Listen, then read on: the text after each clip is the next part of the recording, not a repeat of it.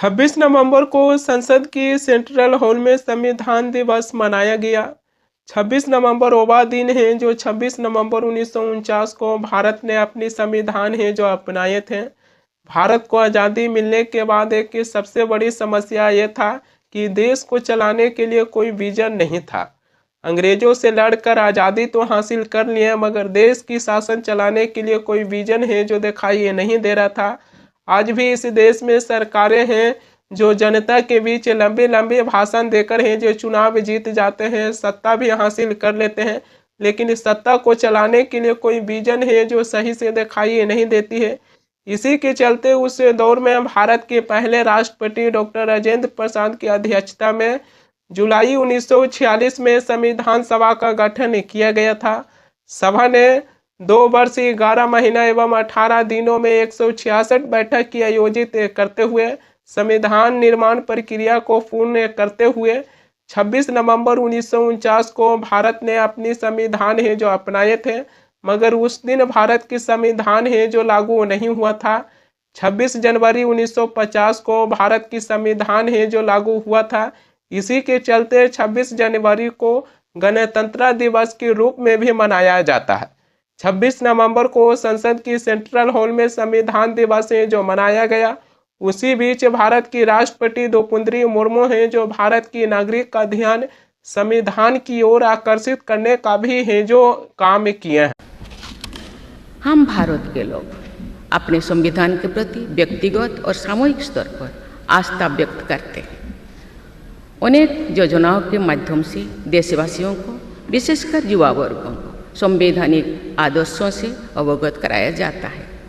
संविधान दिवस से मनाने की परंपरा का शुभारंभ करने और उसे निरंतरता प्रदान करने की जितना भी प्रशंसा की जाए और कम।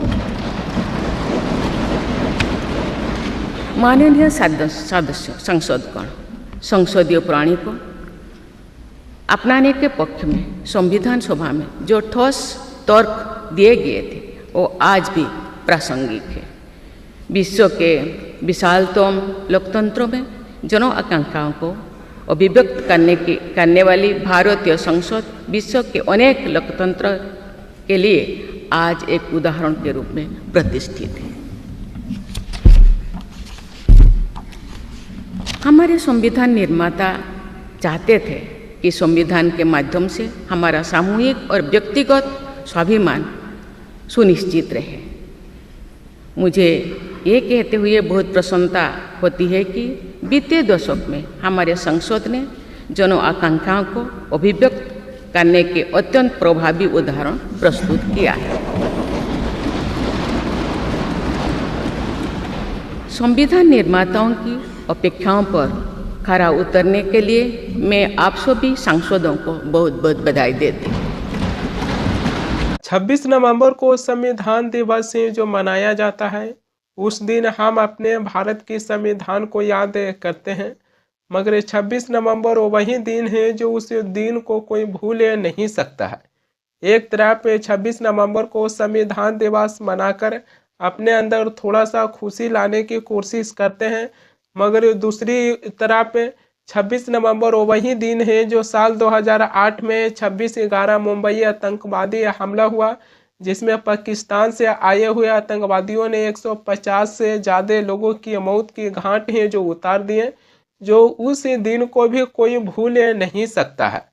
प्रधानमंत्री मोदी हैं जो कहते हैं कि एनडीए सरकार है जो 2015 में ये निर्णय लिए कि 26 नवंबर को हम संविधान दिवस है जो मनाएंगे, लेकिन 26 नवंबर वही दिन है जो आतंकवादियों ने साल 2008 में 26/11 मुंबई आतंकवादी हमला होने के बाद 26 नवंबर को जो संविधान दिवस मनाया जाता है, जो इसकी खुशी है जो पूरी तरीके से हम महसूस है जो नहीं कर पाते हैं। कहीं न कहीं संविधान दिवस की इसी खुशी को पाकिस्तान के आतंकवादियों ने छीनने का भी काम है जो किया है। खैर, आतंकवादियों को तो कुछ कह नहीं सकते हैं। आतंकवादियों ने साल 2008 के बाद भी भारत में आतंकवादियों ने तांडव मचा कर रखे हुए हैं। जम्मू कश्मीर के पहलगाम में आतंकवादी हमला हुआ, उसके बाद देश की राजधानी दिल्ली में लाल किले के पास I-20 जैसे कारों में एक बड़ी सी धमाका हुआ। अब ये भी है जो स्पष्ट होते जा रही है कि देश की राजधानी दिल्ली में लाल किले के पास आतंकवादी हमला हुआ है और इसको लेकर हम नज़रअंदाज है जो नहीं कर सकते हैं।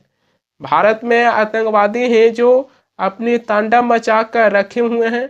आतंकवादियों की ये सिलसिला कब रुकेगा जो इसके बारे में भी कुछ कहा नहीं जा सकता है। भारत में तो अब पढ़े लिखे डॉक्टर जो अपनी ज़िंदगी आराम से गुजार सकते हैं, अब पढ़े लिखे डॉक्टर भी आतंकवादियों की शिकार हैं जो होते जा रहे हैं। सीमा पार के आतंकवादी किस प्रकार भारत में पढ़े लिखे डॉक्टरों को अपनी शिकार है जो बनाते जा रहे हैं, इसको लेकर भी कई ऐसे सवालें हैं जो उठ रही है कि आखिरकार क्या कर रही है सरकार। संविधान दिवस मनाने के बाद भारत के लोग हैं जो केवल संविधान दिवस को याद नहीं करते हैं, बल्कि 25 जून 1975 वह दिन है जिस दिन भारत की तत्कालीन प्रधानमंत्री इंदिरा गांधी हैं जो भारत में आपातकाल की घोषणा किए थे, यानी कि इमरजेंसी की घोषणा किए थे, जिसमें विपक्ष के नेता से लेकर पत्रकारों की आवाज़ है जो झोलों में कैद कर दिए थे। इसी को देखते हुए बीजेपी सरकार है जो ये घोषणा कर दी है कि 25 जून को हम भारत में संविधान हत्या दिवस के रूप में मनाएंगे। 26 नवंबर को भारत में संविधान दिवस है जो मनाया जाता है और 25 जून को भारत में संविधान हत्या दिवस मनाने के रूप में बीजेपी सरकार है जो ये ऐलान कर दिए हैं।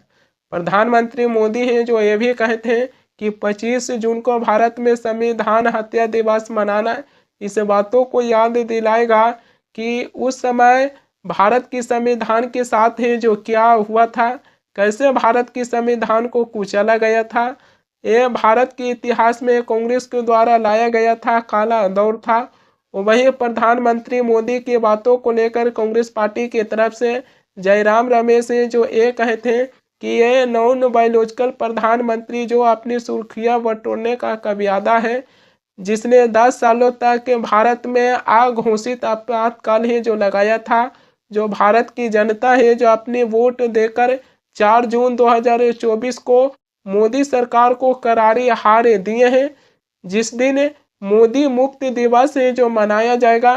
कांग्रेस पार्टी की तरफ से जयराम रमेश है जो ये कहे थे, मगर सवाल ये भी आ जाती है कि जिस प्रकार 25 जून को भारत में संविधान हत्या दिवस मनाने के रूप में जो घोषणा किया गया है, क्या ये उचित दिखाई देती है कि नहीं देती है। इंदिरा गांधी जो आपातकाल की घोषणा किए हैं, इसको लेकर कांग्रेस पार्टी भी मानती है कि इंदिरा गांधी को ऐसा नहीं करना चाहिए, मगर बीजेपी सरकार है जो 25 जून को संविधान हत्या दिवस मनाकर इस पर केवल और केवल अपनी राजनीति करने का काम है जो कर रहे हैं। जो इंदिरा गांधी किए थे वो वैसा नहीं होना चाहिए और बीते हुए कल को सरकार को याद नहीं करना चाहिए। और केवल सरकार की मैं बात नहीं कर रहा हूँ, भारत में जो नई पीढ़ी के लोग हैं जो राजनीतिक में सक्रिय हैं, जो राजनीतिक में आना चाहते हैं, उनको ऐसी बातें हैं जो कभी भी नहीं बताना चाहिए कि देश के पूर्व प्रधानमंत्री इंदिरा गांधी हैं जो संविधान के साथ हैं जो क्या किए थे। मौजूदा जो सरकार है उनके ऊपर भी विपक्ष है जो आरोप लगाते हैं कि भारत की लोकतंत्र और भारत की संविधान पर बीजेपी पार्टी है जो हमला कर रहे हैं।